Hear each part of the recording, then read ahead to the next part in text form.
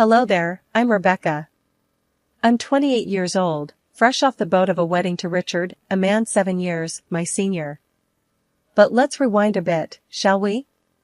Let me paint a picture of the day Richard and I first met. It was at one of those fancy garden parties our parents loved to throw. I was 18, fresh out of high school, and Richard was 25, the new hotshot in his father's company. I remember him walking up to me, a glass of champagne in one hand. "Rebecca, right?" he asked, his voice smooth as silk. "I've heard a lot about you." I remember blushing, not knowing what to say.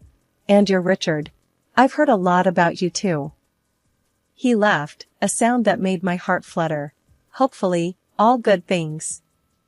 We spent the rest of the evening talking, laughing, and to my surprise, connecting on a level I hadn't expected.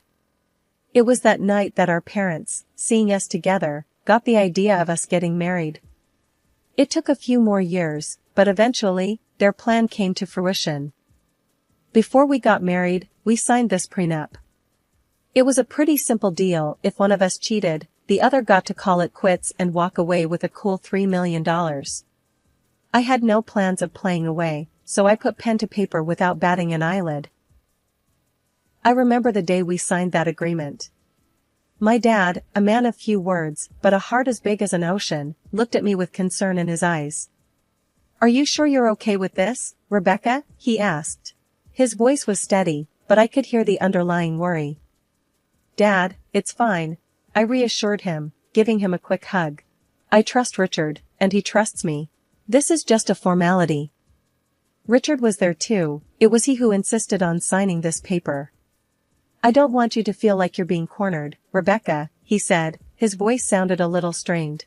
"If you're not comfortable with this, we can discuss it more." But I just shook my head and smiled at him. "Richard, I'm fine with it. I trust you." He seemed relieved and gave me a warm smile back. "And I trust you, Rebecca." That was the start of our journey. We got married in a grand ceremony that was the talk of the town. I was excited about this new chapter in my life, blissfully unaware of the storm that was brewing in the horizon. After the wedding, we moved into a beautiful house on the outskirts of the city. It was a dream come true, living with Richard, waking up next to him every morning. He was sweet, caring, and for a while, everything seemed perfect. Our honeymoon was like something out of a fairy tale. We spent 2 weeks in a beautiful beach resort, soaking up the sun and enjoying each other's company. But when we came back home, things started to change. Richard was suddenly a different person. He was distant, always lost in his thoughts. He would come home late from work and go straight to bed without even saying goodnight. We started sleeping in separate rooms, eating at different times, and barely spoke to each other. One day, I decided to confront him. "Richard," I said, trying to keep my voice steady. "What's going on? You've been acting strange ever since we got back from our honeymoon." He looked at me, his eyes devoid of the warmth they once had. "I've just been busy with work, Rebecca," he replied, not meeting my gaze. "But we barely talk anymore," I pressed on. "We're living like strangers in our own home." He sighed, running his fingers through his hair. "I know, Rebecca. I'm sorry. I'll try to make more time for us." But things didn't change. If anything, they got worse. Richard started coming home even later, sometimes not until the early hours of the morning. He stopped eating with me, and we barely saw each other. I started having suspicions. Was he seeing someone else? The thought made my stomach churn, but I couldn't ignore the signs. I decided to confront him again. "Richard," I said one night when he came home late. "Are you seeing someone else?" He looked shocked at my question. "What? No, Rebecca, I would never do that to you." "But you're always out, you never spend time with me," I said, tears welling up in my eyes. "I told you, it's just work," he said, his voice firm. "I'm not cheating on you, Rebecca." But I couldn't shake off the feeling that something was wrong. Richard was not the man I had married. He was distant, cold, and seemed to be hiding something. I didn't know what to do. I loved Richard, but I couldn't live like this. I decided to do some digging. If Richard wasn't going to tell me what was going on, I would find out for myself. I started by checking his phone when he was in the shower. I felt guilty about invading his privacy, but I was desperate for answers. I didn't find any suspicious messages or calls, but I did find something that made my heart drop. Richard had been searching for apartments. Was he planning on leaving me? I confronted him about it. Richard, why are you looking for apartments? Are you planning on leaving me? He looked taken aback. No, Rebecca, I was just looking. I wasn't planning on leaving you. But why were you looking? I asked, my voice trembling. I don't know, Rebecca, he said, his voice barely a whisper. I need some space. One day, I decided to talk to my mom about it. She's always been my rock, my go-to person when things get tough. Mom, I said, I don't know what to do. Richard's changed. He's not the same person anymore. My mom listened, her face full of concern. Rebecca, she said, you're both still adjusting. You're newlyweds. It takes time to build a life together. I wanted to believe her, wanted to believe that this was just a phase, that things would get better. But deep down, I knew there was more to it. Richard was hiding something, I could feel it. I tried to shake off the feeling, tried to convince myself that Mom was right. But the feeling wouldn't go away. It was like a nagging voice in the back of my mind, constantly reminding me that something was off. A few weeks later, I gathered my courage and approached Richard. I need a job, I said, looking him in the eye. He looked surprised.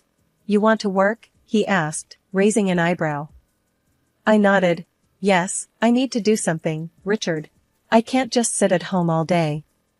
He thought for a moment, then said, I can offer you a job at my foundation. We help kids in tough situations. Would you be interested? I was taken aback. Richard's foundation was well known for its work with children. I had always admired the work they did. Yes, I said, without a moment's hesitation. I'd love to. Working at the foundation was a breath of fresh air. I was busy, I was doing something meaningful. I met kids who were strong, resilient, kids who had seen more hardships than any child should. It was heartbreaking, but it was also inspiring. The job kept me busy, kept my mind off the problems at home. Richard and I had our issues, but at least during the day, I had something else to focus on. The work was tough, emotionally draining, but it was worth it. I felt like I was making a difference, like I was doing something important. And for the first time in a long time, I felt happy. But even then, I couldn't shake off the feeling that something was off. Richard was acting strange, distant. I couldn't put my finger on it, but I knew something was wrong. And I was determined to find out what it was. Left with a whirlwind of questions, and a heart heavy with betrayal, I decided to hire a private detective. I needed to know if Richard was cheating on me. It wasn't just about my pride, it was about my peace of mind. I couldn't live in the shadow of doubt, constantly wondering what went wrong. And then there was the prenup, the one we signed before we got married. If Richard was cheating on me, it wasn't just a betrayal, it was a costly mistake. I found a detective agency in the city, run by a man named Joe. He was an ex-cop, a grizzled veteran with a keen eye and a no-nonsense attitude. I told him my story, my suspicions, and he listened, his face impassive. I'll do my best, Rebecca, he said when I finished. But I can't promise anything. If your husband is cheating, he's doing a good job of hiding it. I nodded, understanding. I just need to know, Joe. One way or another, I need to know. I remember the day he came to give me his report. His face was serious, his eyes sympathetic. I'm sorry, Rebecca, he said. I couldn't find any evidence that your husband is cheating on you. I felt a strange mix of relief and disappointment. Part of me was glad that Richard wasn't cheating, but another part of me was frustrated. If he wasn't cheating, then why did he leave? What was he hiding? Are you sure, Joe? I asked, my voice barely a whisper. There's nothing at all? Joe shook his head. I'm sorry, Rebecca. I know this isn't what you wanted to hear. I thanked Joe and paid him for his services. As I watched him leave, I felt a profound sense of loss. I was back where I started, with more questions than answers. I was working at a charity fund when he walked in. His name was Daniel, the new guy. He was handsome, with a charming smile that could light up a room. He was smart, with a quick wit and a sharp mind. He was funny, with a sense of humor that could make anyone laugh. And he looked like a famous actor, with his chiseled features and striking good looks. In short, he was my ideal man. But as much as I was drawn to Daniel, I couldn't shake off a feeling of unease. His arrival seemed too perfect, too convenient. I couldn't help but think about Richard and the prenup. If I was caught cheating, I would have to pay a hefty sum of $3 million. Could Daniel be a trap set by Richard to catch me in the act? I decided to hire Joe again, the private detective I had used to investigate Richard. I asked him to look into Daniel, to see if he had any connections to Richard. Joe agreed to take the case. He started investigating Daniel, digging into his past, his connections. He followed him, watched his movements, his interactions. He was as thorough as ever, leaving no stone unturned. In the meantime, I tried to keep my distance from Daniel. It was difficult, especially when he was so charming, so attractive. But I had to be careful. I couldn't afford to fall into a trap, not when there was so much at stake. One day, Daniel asked me out for coffee. I was torn. Part of me wanted to say yes, to get to know him better. But another part of me was scared, worried about what Joe might find. I'd love to, Daniel, I said, trying to keep my voice steady. But I'm really busy right now. Maybe some other time. Daniel seemed disappointed, but he didn't push. Sure, Rebecca, he said, his smile dimming slightly. Some other time. I felt a pang of guilt. What if I was wrong? What if Daniel was just a nice guy, and I was letting my suspicions ruin a potentially good thing? But I couldn't take the risk. Not until I knew for sure. A few days later, Joe came to give me his report. His face was serious, his eyes hard. I'm sorry, Rebecca, he said. But your suspicions were right. Daniel is working for your husband. I felt a rush of emotions. Anger at Richard for trying to trap me. Relief that I hadn't fallen for it. Sadness that Daniel wasn't who I thought he was. But above all, I felt a sense of vindication. I wasn't crazy. My suspicions were valid. Thank you, Joe, I said, my voice choked. You've done a great job. As I watched Joe leave, I felt a strange sense of closure. I had dodged a bullet, avoided a costly mistake. But I had also lost something. The image of the ideal man, the hope of finding love again. It was a bitter pill to swallow. But I wasn't going to let this get me down. I was stronger than that. I was going to move on, to find happiness again. I didn't need an ideal man. I just needed someone who was real, who was honest. And I was going to find that person, no matter what. I could have sent Daniel packing right then and there, but I decided to take a different route. I chose to play along, to befriend him. All the while, I made sure to keep my behavior above board, not giving Richard any reason to point fingers at me. Daniel, however, took my friendliness as a sign of something more. He started to loosen up, thinking he had me charmed. The irony was, he was the one getting played. But I didn't let Daniel in on the secret. I couldn't risk him running back to Richard. So, I kept up the act, maintained the friendly facade. One day, I decided to up the ante. I asked Daniel to join me for lunch, making it sound like a casual discussion about charity work. He agreed, a smug smile plastered on his face. He thought he was making progress. We found a quiet spot in the cafe. So, Daniel, I began. How are you finding the charity work? He shrugged, a confident look in his eyes. It's good. Different, but good. And Richard? I asked, trying to keep my voice steady. What do you think of him? Daniel looked surprised. Richard? He's okay, I guess. Why? I shrugged, attempting to look casual. Just curious. He's a bit of an enigma, isn't he? Daniel laughed, clearly relieved. Yeah, he can be a hard one to read. We continued to chat about work, about life. I made sure to keep my tone neutral, not to give him any reason to be suspicious. In the days that followed, I continued to play along. I kept up the friendly act, making sure to never cross the line. I was always on my guard, always careful. It was a risky game, but one I was willing to play. For now. One day, during one of our lunch meetings, Daniel looked at me, a serious look on his face. You know, I've been thinking. I raised an eyebrow, a chill running down my spine. About? He shrugged, looking uncomfortable. About us. About this thing we have. I felt my heart skip a beat. This was it. The moment I had been dreading. I forced a smile on my face. And what is it that we have, Daniel? He looked at me, a hopeful look in his eyes. I think we have something special. I felt a pang of guilt. Daniel was falling into my trap, just as I had planned. But it didn't feel right. It didn't feel good. But I had to keep up the act, had to keep playing the game. So, I smiled at Daniel, a fake smile plastered on my face.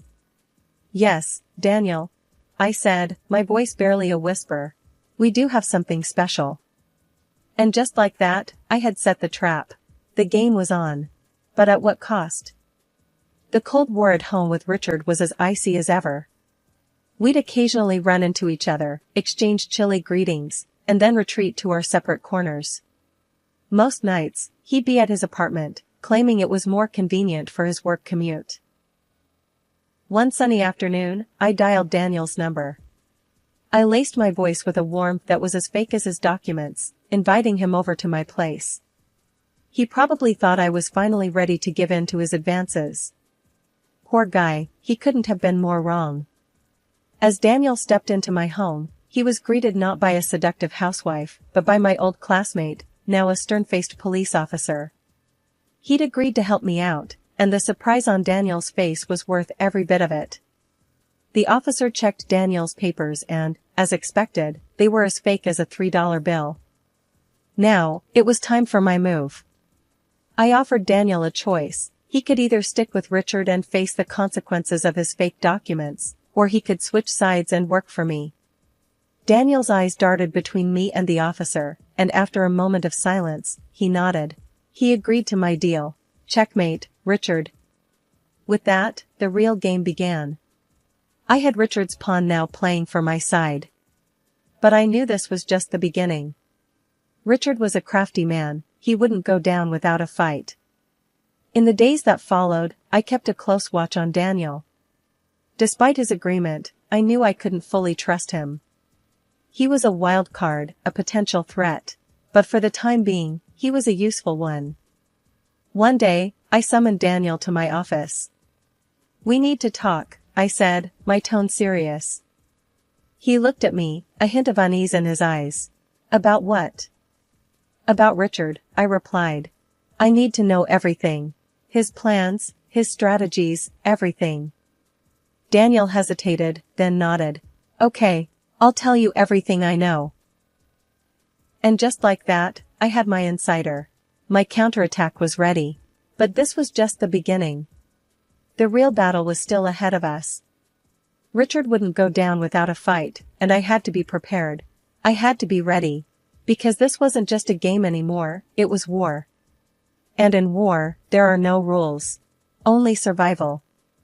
Days turned into weeks, and I was getting antsy. I wanted to confront Richard, to show him I wasn't the pushover he thought I was. Joe, whom I turned to once again, had given me some advice. Push Richard, he'd suggested. Make him think you've fallen into his trap. It was a gamble, but I was ready to play the game. So, Daniel and I staged a photo shoot. We posed in ways that could be seen as compromising, as proof of an affair. But we were careful. We kept the originals, where everything was as innocent as a Sunday school picnic. Once the photos were ready, I gave them to Daniel. "Give these to Richard," I'd said, handing over the envelope. "Let him draw his own conclusions." Daniel had looked at me, concern etched on his face. "You sure about this?" he'd asked again. "Once you start this, there's no going back." "I know," I'd replied, a steely resolve in my voice. "And I'm ready." The very next day, Richard was all smiles at dinner. He thought he'd caught me, that he'd got one over me. But he didn't say a word about it. But I wasn't worried. I knew what was coming. I was ready. Meanwhile, Joe was on the case. He was digging up dirt on Richard, finding all the evidence we needed. He was good at his job, and I trusted him. And finally, Joe called. Richard relaxed and lost his caution. "I've got him," he said, his voice rough with satisfaction. "I've got all the proof of Richard's cheating. Photos, videos, the whole shebang." I felt a rush of excitement. "Good," I said, a smile spreading across my face. "Let's bring him down." But I didn't confront Richard. Not yet. I wanted him to think he was winning. I wanted to see the look on his face when he realized he'd been played. So, I waited. I played the part of the dutiful wife, waiting for Richard to make his move. I knew what was coming, and I was ready. The clock was ticking towards the family dinner. I knew this was it, the showdown. I felt a strange calmness. I was ready. The dinner was at Richard's parents' mansion, a sprawling estate that reeked of old money. Richard was there, of course, playing the doting son and husband. But I knew the truth. And soon, everyone else would too. We were halfway through the main course when Richard cleared his throat. He stood up, a smug smile playing on his lips. "I have something to say," he announced, his eyes on me. He pulled out a set of photos of me with Daniel. He tossed them on the table like he was playing a winning hand. "Proof," he said, his voice filled with triumph, "of my wife's infidelity." The room went quiet. I could feel everyone's eyes on me. But I didn't flinch. I was ready for this. I calmly stood up, meeting Richard's gaze. "Yes," I said, my voice steady. "I know this man. But he's not my lover. He's an actor. Hired by you, Richard, to frame me." I pulled out my phone and hit play. The room filled with the Daniel's voice, confessing everything. Richard's smile faltered. His eyes widened in shock. But I wasn't done. I pulled out my own set of photos and videos, evidence of Richard's own affairs. I tossed them on the table. "What about these, Richard?" I asked, my voice cold. "Can you explain them?" Richard stammered, tried to deny it, but the evidence was undeniable. His parents' faces turned to stone. My parents, who had been quiet until now, spoke up. "You ungrateful brat," my father roared at Richard. "We trusted you with our daughter, and this is how you repay us?" Richard's mother was in tears. "How could you, Richard?" she sobbed. "How could you do this to us, to her?" The aftermath was swift. We divorced. Richard's parents, furious at their son's deceit, fired him from their company. His reputation was in tatters. And me? I walked away with $3 million in compensation. Now, Richard is jobless, scrambling to pick up the pieces of his life.